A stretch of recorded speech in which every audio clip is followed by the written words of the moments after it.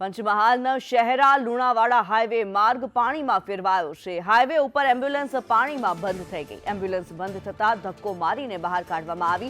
પાણીમાં અનેક નાના મોટા વાહનો બંધ થઈ ગયા। પાણી ભરાતા વાહન ચાલકોને ભારે હાલાકી પડી। પંચમહાલમાં શહેરા લુણાવાડા હાઈવે માર્ગ પાણીમાં ગરકાવ થયો।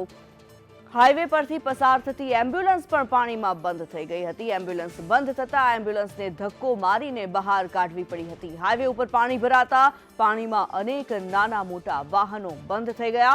હાલોલ શામળાજી હાઈવે પર પસાર થતા વાહન ચાલકો મુશ્કેલીમાં મુકાયા હતા। જે દ્રશ્યો પણ જોવા મળી રહ્યા છે, વાહનો પાણીમાંથી પસાર થવા માટે થઈને મજબૂર છે। આ હાઈવેના દ્રશ્યો છે કે જ્યાં ભારે સમસ્યા છે।